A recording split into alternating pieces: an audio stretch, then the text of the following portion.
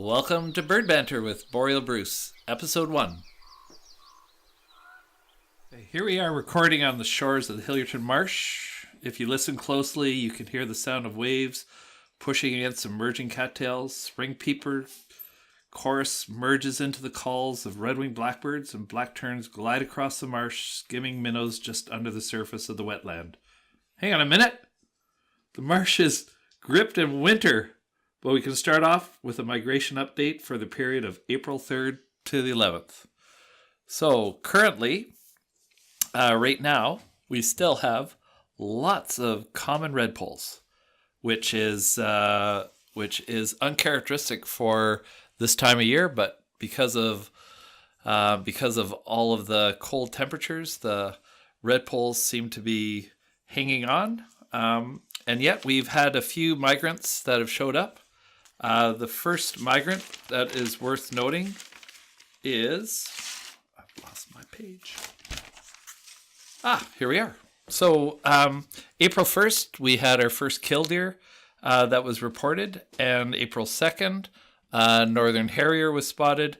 And recently, just the other day on April 9th, a turkey vulture was seen out at Dawson Point. And it was kind of interesting about the turkey vulture. It was being dive bombed by a couple of ravens, and I've never seen this before, but the turkey vulture, either as a defense mechanism or I'm not sure what it was doing, but all of a sudden it horked up some food, and in midair the ravens managed to catch it. So that was something we're seeing. So normally this time of year, though,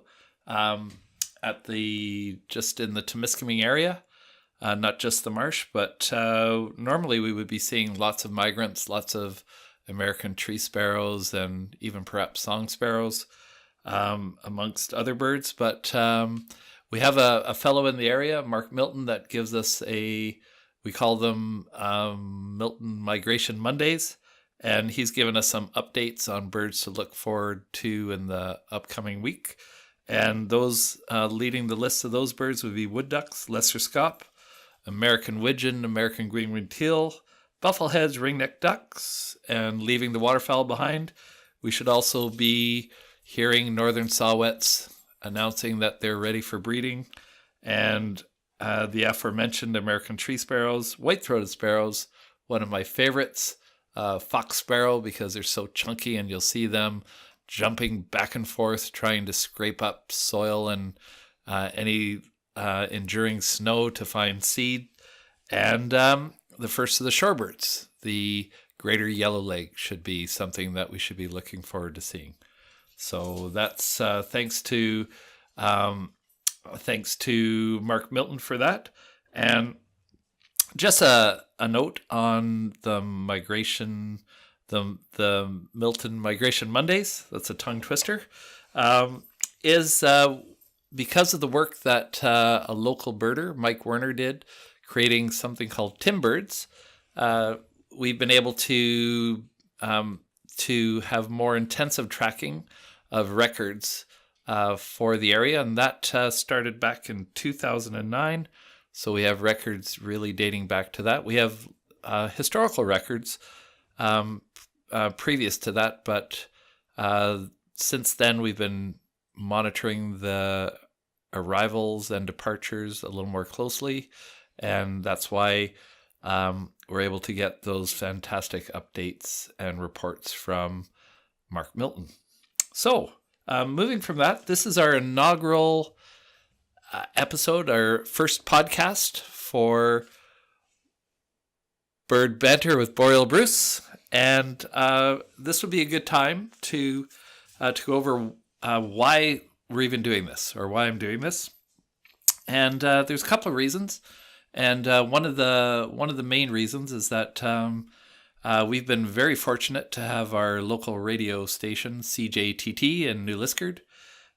They've been giving the Hilliardton Marsh some time to let people know upcoming events. And one of the things I've been finding is that I never really get a chance to talk about birds as much as I would like to. So for those of you that are interested in particularly interested not just in birds, but in birds in the boreal forest, this is a good place for you to tune into, because that is the main topic of what we're going to be talking about, is not just birds at the Hilliardton Marsh Research and Education Center, which you're going to be hearing a lot of on this podcast, but also birds in the greater Temiskaming area.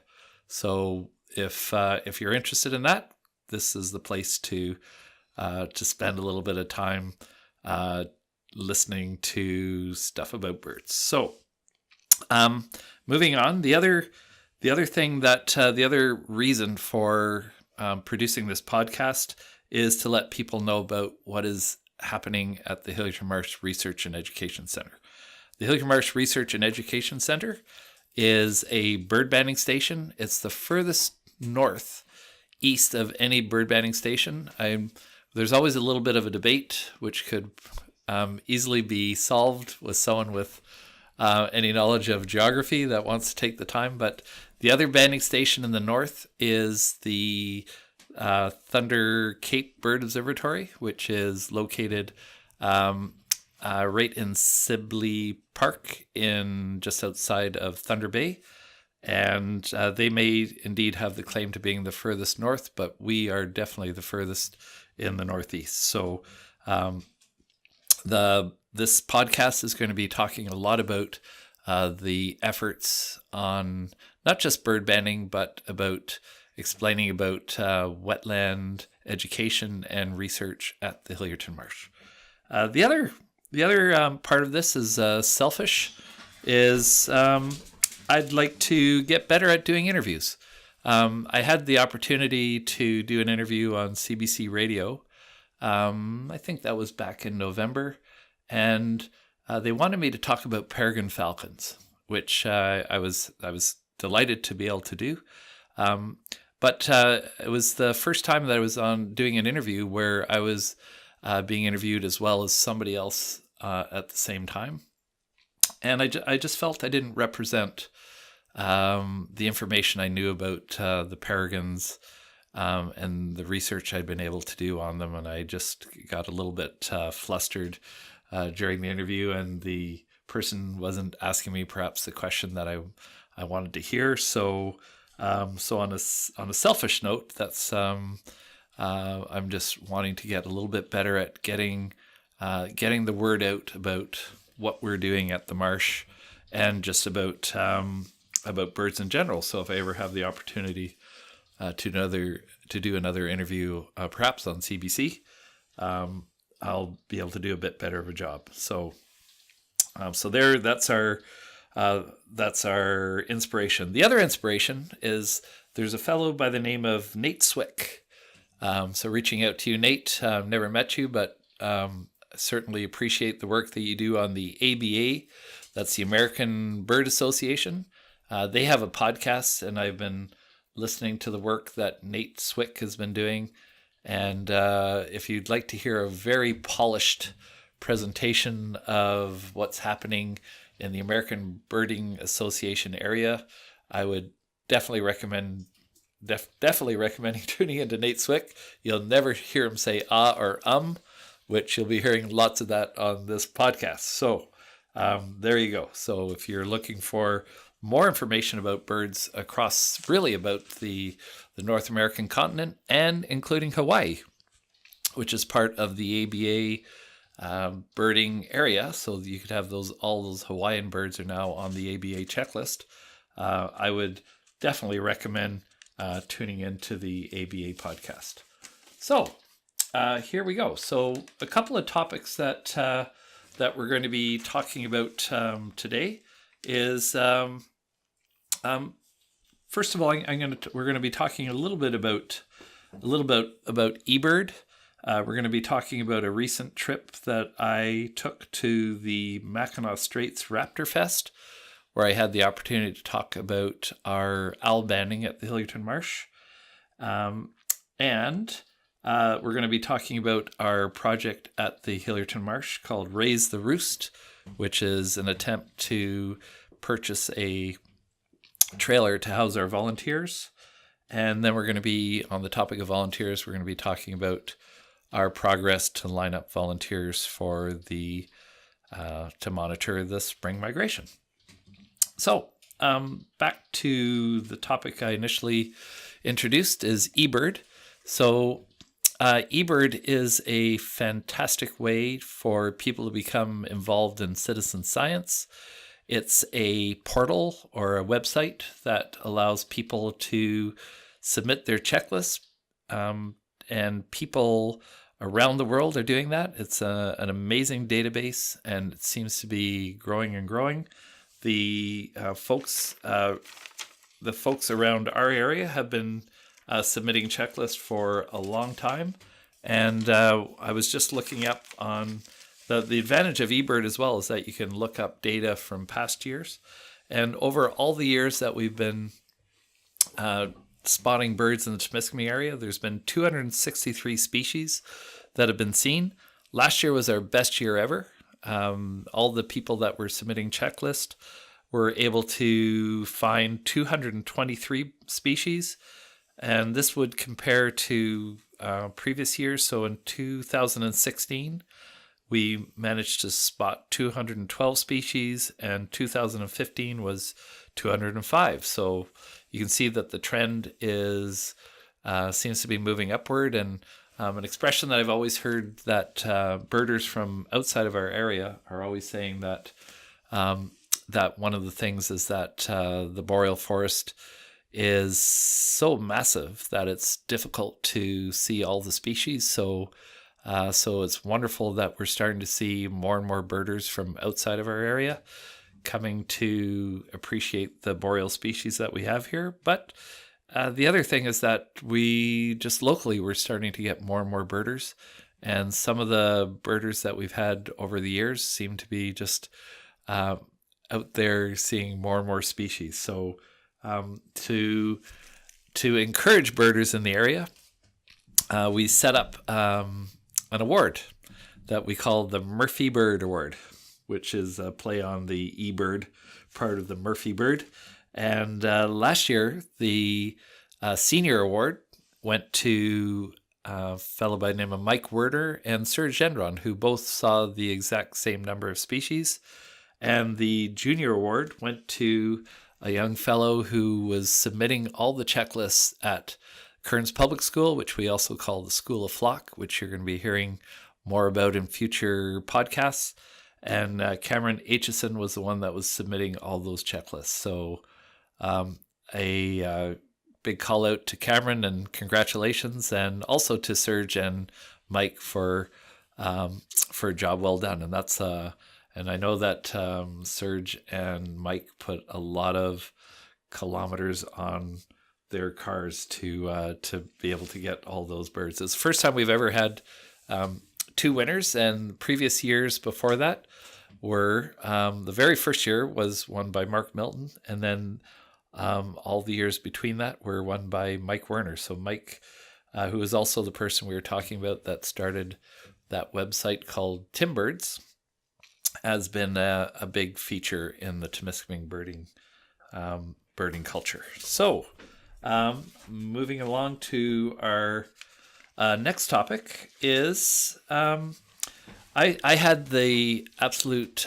pleasure and it was a very formative trip for me that in October of last year, I was able to attend a conference called the International Bird Observatory Conference, where the slogan of the conference was observatories of the world flock together. And indeed, that was the case. And the conference was held in Cape May, New Jersey. And there were bird observatories from Sweden, from Korea, from Israel, Central and South America. There were and lots of birders from across the United States. And even we had banders and bird observatories from Quebec to British Columbia. So it was phenomenal to meet all of these banders and folks that are working on bird education. And one of the takeaways from the conference was to spread the word about what we're doing and to let people know more about the data that bird observatories are collecting, because Collectively, we know that birds are in trouble, and the ability to not just collect baseline data, but to actually show trends is increasingly important as there's so many important conservation decisions that are being made, and to encourage people to make choices that are going to be better for birds. So that is part of the impetus for creating this podcast, so that we can let people know what's happening at our bird observatory at the Hilliardton Marsh Research and Education Center. So the next topic that I wanted to talk about was recently I, again, had the pleasure of traveling to meet birders in a place called the Mackinac Straits Raptor Fest. And this event was just held on the weekend from April the 4th to the 6th. And it was held in Mackinac City. And the Mackinac Straits Raptor Fest is really a celebration of the work that they're doing at the Mackinac Raptor Watch and their Waterfowl Watch. So they've been running that for the past 3 years, as well as the festival has been going the last 3 years. I had the chance to go and talk about they invited us to come and present the research that we're doing on our saw-whet owl banding, long-eared owls, and boreal banding. And it was just a delight to meet so many people that are so enthusiastic and so knowledgeable about raptors in their area. The Mackinac Straits is really at the confluence of Lake Michigan, Lake Huron, and Lake Superior. So it's a natural funnel for the hawks migrating northward, and not so much for their southern migration, as they are funneled usually a little bit to the east, and the migration in the fall, they tend to end up going through southwestern Ontario, which is a beautiful natural funnel as well. So, but it was fantastic to be down there. The area is absolutely beautiful, and I was delighted to have the chance to meet a couple of owl banders, a fellow by the name of Eugene Jacobs, who bands in Wisconsin, and a fellow by the name of Ed Pike, who bands right there in Mackinac Straits. So we've had some of our owls that we've banded here that have shown up in at Mackinac Straits, and indeed in Wisconsin. And as well, there's a spot just north of Mackinac Straits, a place called Whitefish Point, which we've exchanged some owls that we've banded, and some that have shown up here. And of great excitement was the fact that we banded a couple of long-eared owls in 2016. Two of those long-eareds that we banded showed up at Whitefish Point, which is just up in the Upper Peninsula and in Michigan. And last year we managed to catch two long-eared owls that were banded at Whitefish Point showed up at the Hilliardton Marsh. So that was everybody at Whitefish Point and at the Marsh. We all did a happy dance, because we had never had what we refer to a bird that has a band that we didn't put on, that was banded somewhere else. We refer to that as a foreign band. So to get some long-eareds from another location was incredibly exciting. So my hat's off to the organizers. The main person that I know there is Kathy Bricker, who did just a phenomenal job. And I was just absolutely overwhelmed by all of the kindness from everybody that I met there. And they do a wonderful job. And at some point, perhaps down the road, that the Hilliardton Marsh may be able to put on some kind of bird festival. And if we ever do, they would be the absolute model for what we would try to achieve at a festival. They just did an amazing job, and hopefully they'll invite me back someday. So I would like to get back there at some point. The other person that I want to mention as well is a fellow by the name of Josh Hawes. And Josh gave me another aha bird moment that I had years ago at the Hilliardton Marsh, when When the marsh was first created, they had to do a survey of the marsh. And for my thoughts about birding back in the day was that it was pretty much visual, that you were, there were a few birds that you could identify by ear. And so we had a meeting at the Hilliardton Community Hall, and the fellow that was doing the survey invited people to come along, and he asked us at the beginning, he said, if you can't identify 90% of birds by ear, you are basically useless to me, and there's no point in having you involved in the survey. So I was disappointed. I thought I had my binoculars. I was ready to go. And he said, if there's anybody, like, I'm sorry to disappoint you, but if there's anybody that would like to join me and I can teach you a little bit of birding by ear, by all means, come along. But you have to be able to keep your mouth shut. And which was, so people that know me listening to this podcast are going to say, well, that is a pretty significant challenge for me not to be able to keep my mouth shut. But indeed I did. I went around with him, and there's basically he had these spots that he had to go in the marsh and listen to birds. So it was pretty easy when we're in open field to be able to pick out birds that are moving from branch to branch or even just across the grassland. But we went into the boreal forest. It became amazingly apparent that you can't see, you can hear a bird that might be 10 feet away, but there's a black spruce in front of your face, and it's impossible to pick that bird out. So he helped me out, starting to teach me how to identify different birds, and suggested that I start listening. Back then it was tapes, and then it was CDs. And so that for me was number one aha moment, is you can bird by ear. You can identify birds without needing to see them. So Josh Haas was doing a session on identifying raptors on the wing.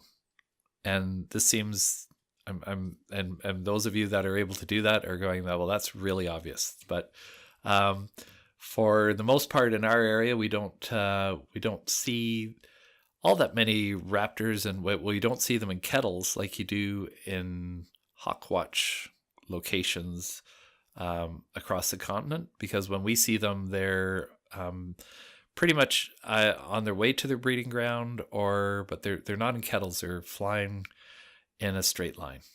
And what Josh has done is, over the last 4 years, he has been videotaping hawks so that he can teach people how to identify them just by sight, and seeing how they the position that they beat their wings, where if they have the beat is more at their wrist or at the body, the shape of the wings, and all of the wonderful stuff that he's put into a fantastic DVD called Hawks on the Wing. And if there's anyone that struggles like I do, identifying hawks or eagles from a distance, this is the DVD that you need to get. So that's called Hawks on the Wing. The fellow is Josh Haas. You can go to, let me see here. You can go to www.hawksonthewing.com, which makes sense. If you would like to get that delivered to you. I believe on the website, there's a way that you can download it onto whatever device you have. I would absolutely suggest you get it. When I was at Mackinac, there were bald eagles all over the place. And on the way home, the drive from Mackinac to Sioux, Ontario, and then from Sioux to Echo Bay, there were lots of bald eagles. And one of the things that Josh pointed out in his video is that a bald eagle, when they flap their wings, their wing beat goes up and it doesn't go past their body. So I never knew that. And I've been watching eagles for a long time, and I never thought to really think of the position of their wing beat. And So I've always been a little bit confused in the distance when you see either an eagle or a raven. And I know people are going to say, well, the size, that should be easy. But when they're off in the distance, you can't really make it out. So when you see, so now when I was traveling, I could see the wing beat when it went, the wing beat went up and made it only to its body. It was so obvious it was an eagle. And then the ravens, the wing beat goes well past their body, and it was like clearly a raven. So, and he does that for all the raptors that you would see in North America. So I'm really excited about showing this video to people that might want to come out to the marsh to learn more about this. So it's and I want to get better at it. So this is a new challenge for me. So again, so thanks so much for that, Josh. And so that's Josh Hawes, and that's hawksonthewing.com. So one of the next things that I'd mentioned that we'd be talking about is our campaign at the Hilliardton Marsh Research and Education Center to house volunteers. And there's a bit of history to this, and so I'm going to get right to that. Is we had the last 3 years, we were very fortunate that our friends at the Hilliard Township allowed us to house volunteers upstairs above the community hall at the right, as I said, right above the community hall. So so for the past 3 years, we've been able to let volunteers know if they want to come to the marsh, we have a place to house them. In the last fall, the township decided to sell the township office, and they ended up moving their township office to above the community hall where we housed our volunteers. So this spring, we've had the challenge that we are going to be having volunteers that are going to have to sleep in tents without really a place to cook or shower. So that's a bit of a challenge because as we get college and university students that want to come to the north to learn about boreal birds, or indeed if they want to go to any bird observatory, they tend to pick places that have a few amenities. It's nice to be able to have a flush toilet and a shower at the end of banding day. So so we've seen initially we saw quite a drop in the number of people that wanted to come and volunteer at the marsh. So the Raise the Roost campaign is an effort to get funds together to buy a trailer, a 64-foot trailer, to house our volunteers. And we've been really grateful to the Gosling Foundation, who are matching our donations up to $10,000. We initiated the Raise the Roost campaign through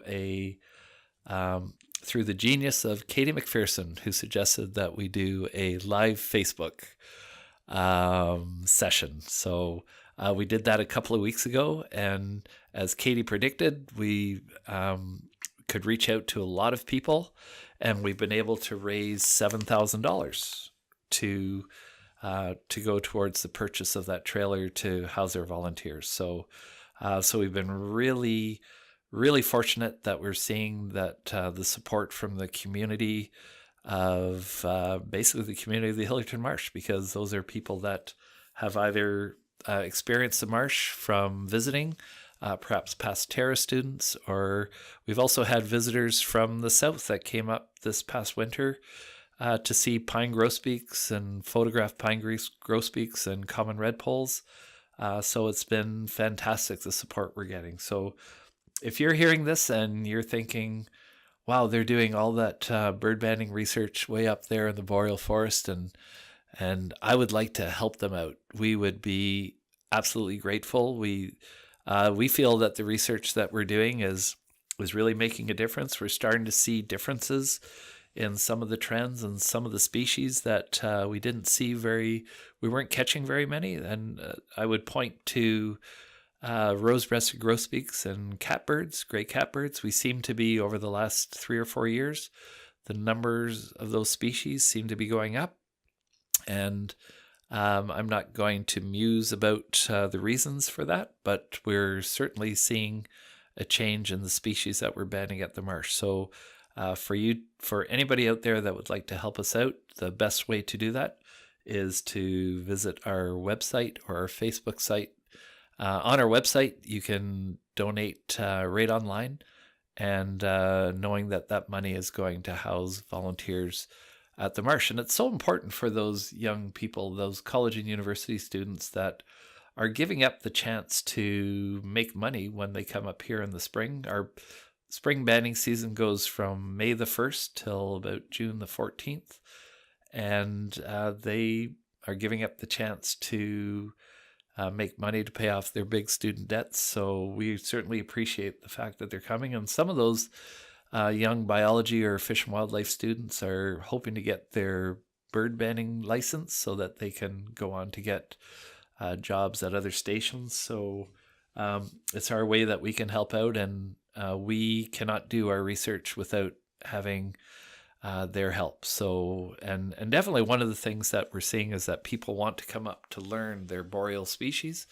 And the Marsh is, that's one of our mandates, is to not just do research, but also education.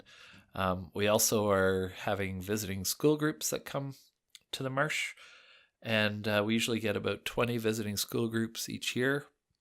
So we get a chance to teach kids about birds, about bird banding, and about wetlands. So all really important, all important themes to be able to do. And if we can somehow pry some of those young kids away from their computers and get them into the wetland and really get hands-on education, that's what we're all about. And I'm going to leave with the last topic is lining up those volunteers that are going to be hopefully not this spring, but in the fall. We're hoping to get the trailer out to the Marsh, purchased and connected to well and septic. We've had some. It's been awesome that we already have some volunteers that have signed up for the spring. And hopefully on a future podcast, we'll have them in and giving you their story about where they're from and why they came to the Marsh. Two of the volunteers, one originally from Southern Ontario, who is volunteering owl banding at Mackinac Straits, is a fellow by the name of Nick Aliotto. And Nick is coming to us. We've managed to get him an internship.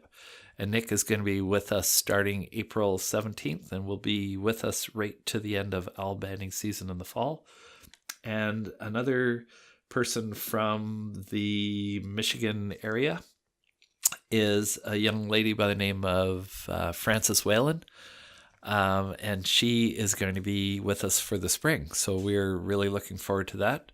Recently, we signed up a young lady who's coming here from Ajax, Ontario. And recently I have been in contact with a young man from Egypt, which is exploring the possibility of coming. And just today I was talking to another hopeful that is from Virginia, who's been working with spotted owl research out in Oregon. So that would be great. And on the topic of distance, last year we had 2 volunteers from the United Kingdom that came and spent. One of them was here for about 3 weeks, and the other one was Nicole Blackburn was here in the spring, and she liked it so much that she came back for the fall birds and also to participate in our fall owl banding season. So that was phenomenal. So it's the point of the podcast where we're going to sign off. We're just going to go through our credits here. The executive producer of Bird Banter with Boreal Bruce was Bruce Murphy. The script was done by Bruce Murphy. Sound and editing by Ben McPherson. Technical director, Ben McPherson. So, I'll just put out to anybody that's listening that if If they enjoy this show and they see it as a potential and they want to sponsor this podcast, we would encourage you to get in touch. Again, this was taped on location at the Hilliardton Marsh Research and Education Center. Thoughts on upcoming episodes and any musings regarding the podcast can be directed to the Marsh website, our Facebook site, or to me directly at birdboy@eastlink.ca. Thanks for listening. Bird is a word.